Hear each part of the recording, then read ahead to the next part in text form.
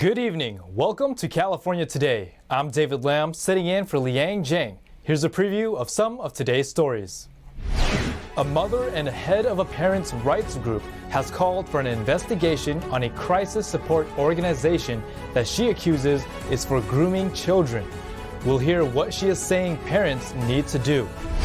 A grassroots organizer tells us why he thinks the campaign to recall the Los Angeles district attorney failed. He said there are two main reasons, and the recall could have succeeded if not for them. And the midterms elections draw closer. Voters are receiving their ballots, but one Southern California county accidentally mailed out thousands of duplicate ballots. California parents and teachers have been demanding both answers and a police investigation into a controversial LGBT advocacy group that is being promoted in public schools. NTD's Daniel Hall spoke to a mother who spearheaded her own investigation. Earlier this month, a group of community leaders called for an investigation into an LGBT support group called the Trevor Project. Celeste Feeler, a parent in Southern California's Coachella Valley and member of Riverside County's Moms for Liberty chapter, told NTD about her research and personal findings when looking into the promoted website. It was an LGBTQ youth suicide prevention for 13 to 24-year-olds. I thought, that's a red flag. 13 to 24-year-olds, what do they have in common that they could be talking about, sex? The Trevor Project is an organization that provides confidential crisis support services to LGBT youth via text, chat, or calls. Multiple school districts promote the site, and that's how Feeler found out about it. There are about 20 forums on the affiliated website, Trevor Space, which includes private messaging. Through her own investigation, she alleges multiple conversations consisted of adults and children discussing a wide range of sexual topics and fetishes. So I looked even deeper into it, and I started seeing that there was adults asking children to leave the site and go on their Discord, which their Discord is actually connected to their Xbox. So, totally leaving the site altogether. Feeler says her findings are consistent with predators in chat rooms with minors and can open the door to grooming, exploitation, and child trafficking. This is pedophilia. There's nothing else to call it. It's so harmful for our youth. And it needs to be taken down. For some reason, we're moving into this time where predators are becoming a protective class, and they're coming after our kids. Why are we allowing this to happen at our schools? It's illegal, and it should be stopped. She also blames the media for refusing to cover parents' concerns on education, and that it's now up to parents and communities to expose what is really happening behind the scenes. The problem is that when parents find this stuff, we're not being heard. We're normalizing the sexualization of children, and that's a problem. So I brought it to the attention of law enforcement, my local law enforcement, and to the attention of my school district, and showing them that this is not safe to be promoted to children at all. And this was actually taking the most vulnerable children and putting them in the lion's den, and possibly being harmed. And it really concerned me. Feeler filed a complaint with the Riverside County Sheriff's Department last July and was referred to the Riverside County Anti-Human Trafficking Task Force. They did their investigation, as they claimed, and they found that nothing of the sort that I was finding and every other parent was finding was actually in that website. Riverside County Sheriff Chad Bianco told the Epoch Times that schools promoting such services for 13-year-olds is, quote, morally reprehensible. He said, it's no different than our schools teaching sex ed to a kindergartner. It is absolutely ridiculous, but it's not criminal. Bianco said if parents are unhappy about schools' direction, the blame should fall on lawmakers and school board members, not law enforcement. Feeler agrees. We have to take control of this situation. These people are coming after our children. We need to stop this. We are the force. They don't have a voice. They don't understand. They can't comprehend this stuff. They can't defend themselves. And it is our job to do so. The one thing that happened good during 2020 and all these school lockdowns was exposing this, waking up parents, getting them informed of what's happening. And this movement isn't ever going to stop. Feeler stresses the importance of parents and teachers working together, joining parent groups, and continuing to pressure the school boards, law enforcement, and other government agencies to investigate further. The Trevor Project has not responded to requests for comment, but the organization says that its purpose is to help struggling LGBT youth and provide counseling. Daniel Hall, NTD News, California. With elections coming, many Californians may recall the state saw some failed recalls. One grassroots leader explains why the Los Angeles District Attorney recall wasn't successful and what the group should have done. After the campaign to recall the Los Angeles District Attorney failed, groups have moved to take legal action against the signature verification process. But one grassroots organizer said that these steps could have been avoided in the first place. Mike Netter, vice chair at Rebuild California, explains to California insider C. Mac Karami why the recall of the LADA, George Gascon, failed. It fails because of one of two reasons. One is either lack of resources or incredibly poor leadership. In the case of the Gascon recall, both recalls, which were pretty much run by the same group, didn't have a lack of resources. In fact, they had more resources than most political campaigns do, even on the Democratic side.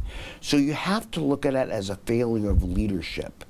Netter says that if the motivation comes from collecting money and consultants taking money from the system, it would fail. He speaks from experience after helping spearhead the effort to recall Gavin Newsom. But when money becomes the primary force in any cause or movement, and they refused actually to take advice from our group, Orrin Heatley and I started the recall of Gavin Newsom. And we learned many things on that journey as ordinary citizens. And the group which started it didn't want our input because they felt it was all about fundraising and didn't do really some of the basics. According to Netter, the group behind the Gascon recall thought they could win through fundraising. Netter's recall effort had passion and organization. So many movements, like the recall of Gascon, start by saying, let's raise a lot of money, because politics is trained to raise a lot of money. And so the cause becomes about spending a lot of money to justify the amount of money that you've raised, versus actually getting the job done. Netter says the Gascon recall should have been about getting rid of a district attorney that doesn't give people the safety in their everyday lives. To watch the full program, find California Insider on YouTube or Epic TV on the Epic Times website.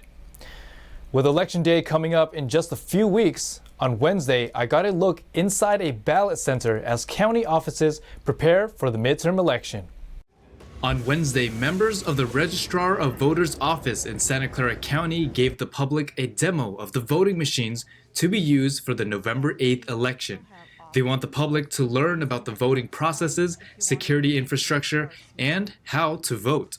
We have many voters that have registered for the first time, and maybe they're a little nervous or scared to vote. But we show them how simple it is. We can show them here on our public day, or we can show them at any of the vote centers. There's over 1 million registered voters in the county, and the vote-by-mail process has already started. 720 V2, FB2451. The county wants to make voting easier and increase voter turnout, which Boucher says comes down to the propositions and who's on the ballot.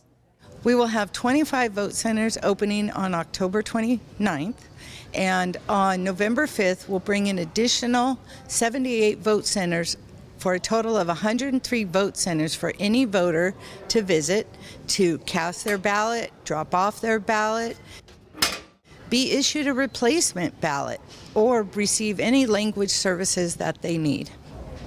We have 9 different languages we offer on the ballot.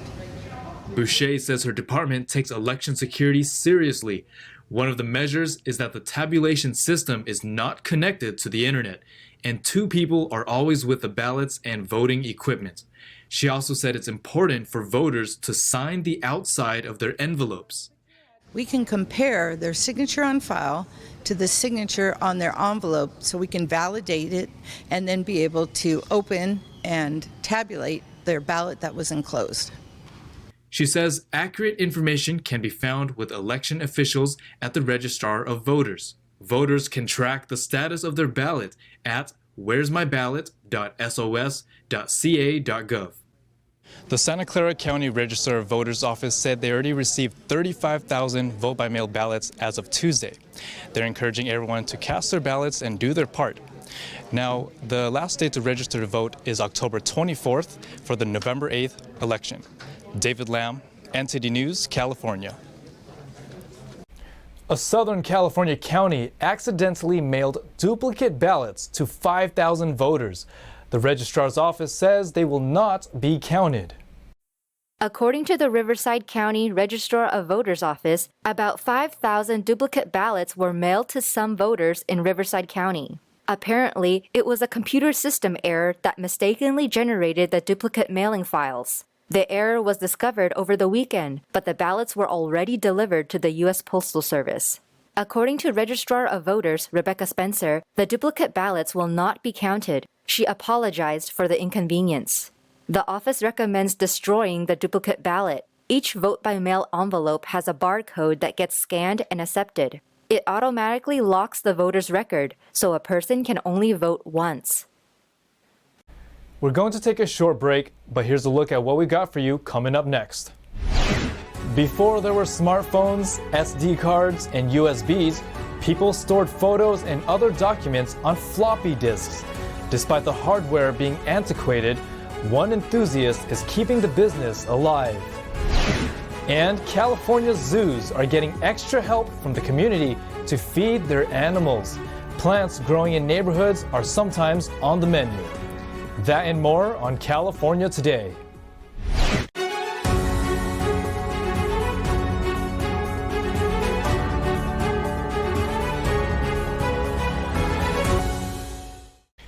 Even though most tech users consider floppy disks to be antiquated hardware, one enthusiast has been in the game for years. He's made a business selling them to other businesses that rely on them still. It's been decades since people widely used them, but the iconic 3.5-inch floppy disk is still in demand. That's according to one man who claims he's doing a roaring trade and is believed to be the world's last bulk supplier. People who go in the back of their warehouse and might find a pallet or 2 of the floppy disks, and they're about to take them to the dump, they may call us up and say, "Hey, will you take these off our hands?" And we say happily, yes. 73-year-old Tom Persky runs floppydisk.com, an online disk recycling service based in Lake Forest, California.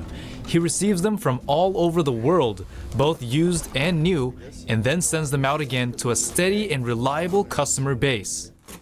And here are a bunch of floppy disks, and when we get them, we have no idea if they're new or used or what. So we'll open this one up, and sure enough, here are used disks that we will reformat, put a fresh label on, and then hopefully resell.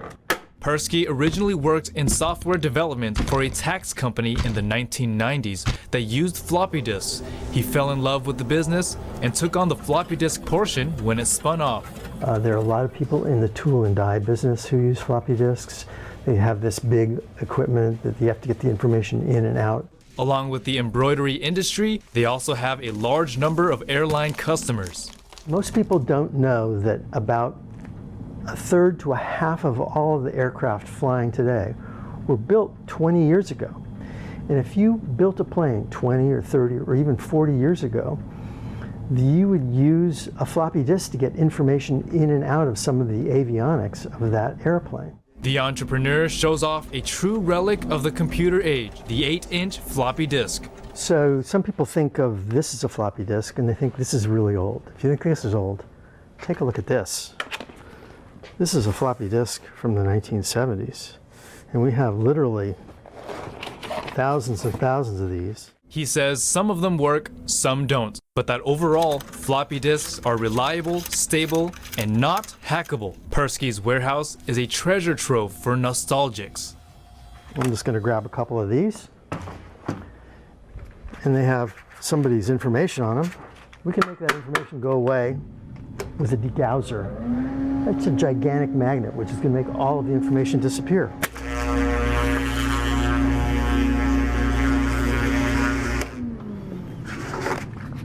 Humpty Dumpty cannot put this back together again.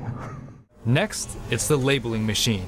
And this is my favorite machine in the whole place. I'll say ready, and I'll hit start. When I see the save icon, I see a floppy disk, but most people just see the save icon. And the joke is that, you know, when a 6-year-old girl runs up to her father and with a floppy disk that she found somewhere, she said, "Oh look, Daddy, somebody 3D printed the save icon." The floppy disk connoisseur sells about 500 of these relics a day.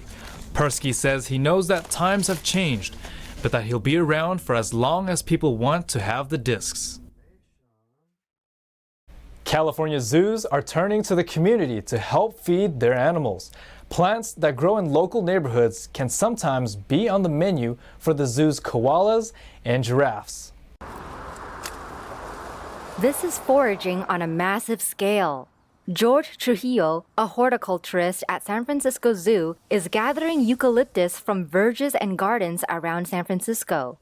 He works for the city's zoo and is collecting the tree cuttings for koala bears. He says it's not always this easy to find. Sometimes we struggle very much, especially in the winter. It's kind of difficult to find the eucalyptus. In the summer, it's a little easier to find it.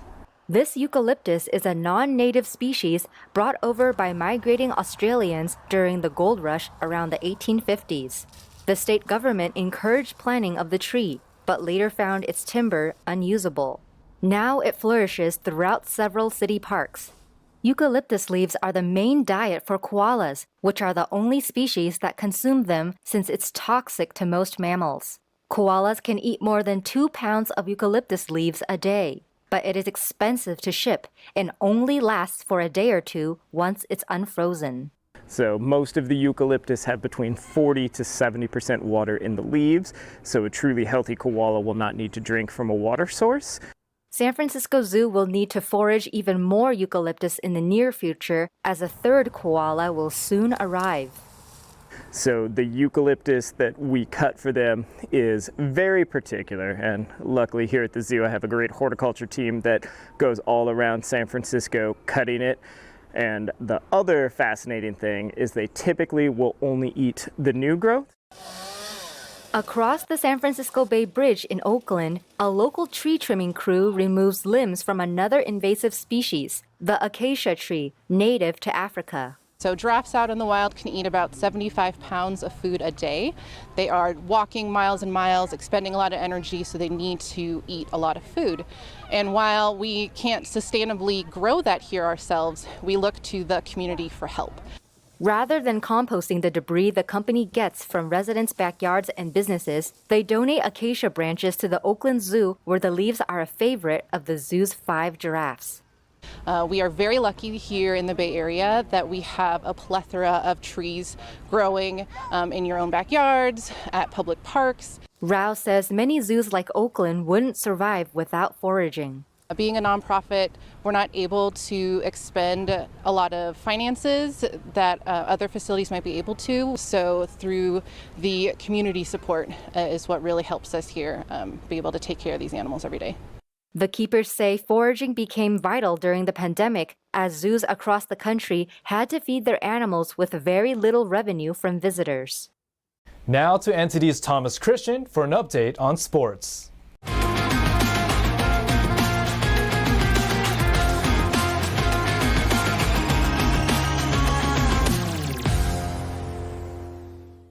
I'm Thomas Christian, giving you the California Today Sports Roundup. After a frustrating 2-0 loss in the opener of the National League Conference Series, the San Diego Padres took an 8-5 victory over Philadelphia in Game 2 at Petco Park to keep their World Series dreams alive. The Phillies drew first blood with a 4-run second inning, powered by singles and fundamental base running. Staring down the barrel of a 2-0 deficit in this 7-game series, San Diego started the chip away, scoring their first 2 runs of the series in the next round of at-bats. The bats would go quiet again until the bottom of the 5th inning, when the Padres turned 6 hits, including a Juan Soto double to right field, into 5 more runs to go up 7-4. Manny Machado would homer in the 7th, and Phillies' Rhys Hoskins homered in the 8th, but this game was over as soon as closer Josh Hader took the mound to strike out 3 straight Phillies swinging. Starter Blake Snell earned the win despite allowing 4 runs. He struck out 6 and walked 1. Aaron Nola took the loss for Philadelphia, earning 6 strikeouts and walking none. The Padres will travel to Citizens Bank Park to play Game 3 of the NLCS on Friday. Padres 8, Phillies 5. The Los Angeles Dodgers' historically great season came to a heartbreaking end on Saturday when the title favorites crashed out of the playoffs in the divisional round and now face major personnel decisions this offseason. After winning a franchise record 111 games, the Dodgers fell to the Padres after Game 4 of their best-of-5 series as their bullpen gave up 5 runs in a nightmarish 7th inning in the eventual 5-3 loss. The Dodgers have made 10 consecutive postseason appearances with only 1 World Series win to show for it, coming in the pandemic-shortened 2020 season.